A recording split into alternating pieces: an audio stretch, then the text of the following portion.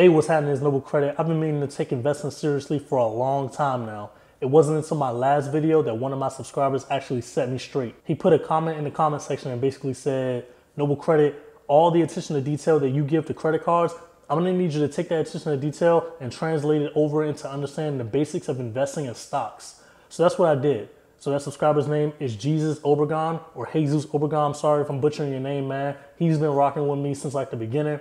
So thank you, man. You possibly changed my life. Appreciate that. All right, so how did I get started learning about the basics of investing? This is what I did. All right, along with internet research, I bought a few books. All right, the first book I bought was this book right here. It's called The Little Book of Common Sense Investing by John C. Bogle. John C. Bogle, or Bogle, he's the guy that founded the index fund. Basically, he came up with the Vanguard Index Fund, which means instead of trying to beat the market, you'll just mimic the market. So this was the first book I read.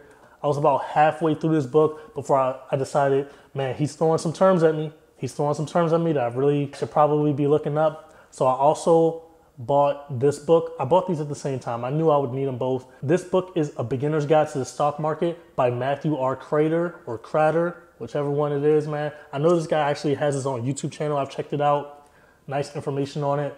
I'm actually planning on doing a review of this one if you guys would like to see that.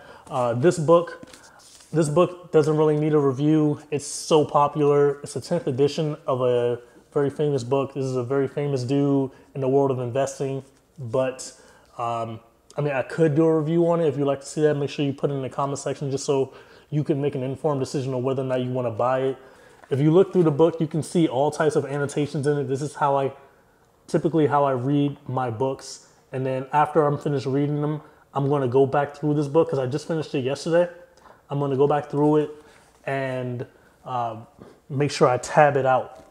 Okay, tab out the book. So those are the two books that I've read so far. There's some books behind me. As you can see, that's The Intelligent Investor by Benjamin Graham. Very famous book. And then this book right here called The Richest Man in Babylon. I'm going to read that one as well. But since I've already finished two books, I figured I might as well get started now.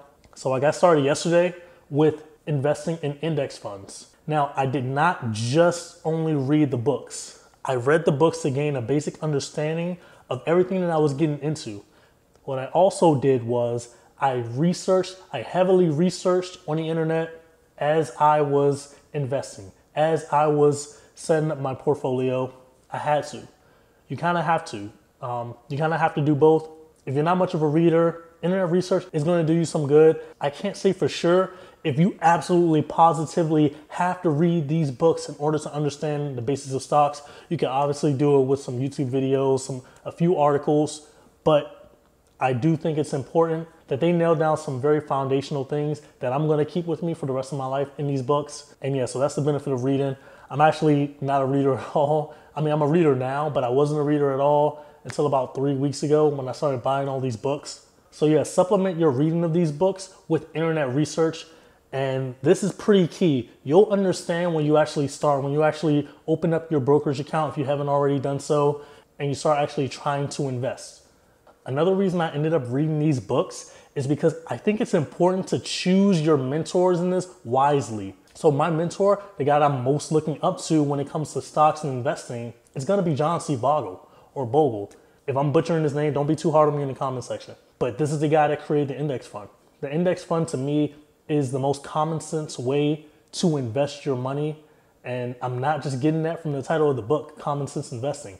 It's just common sense. Once you realize what index funds are, it's just common sense at that point.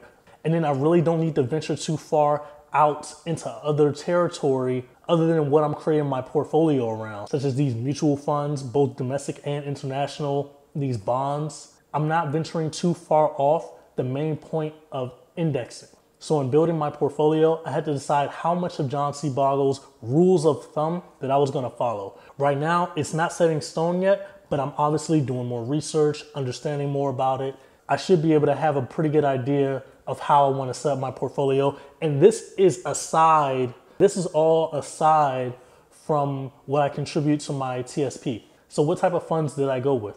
I went with some Schwab index funds or mutual funds. I'm going to put them on the screen now, the ones that stuck out to me. And the key thing that I focus on when I'm looking at these index funds or mutual funds, I'm looking at the expense ratio. The expense ratio is huge because I'm not trying to give the brokerage firm a huge chunk of money that I'm eventually going to get. Another thing that I focus on is the return, obviously.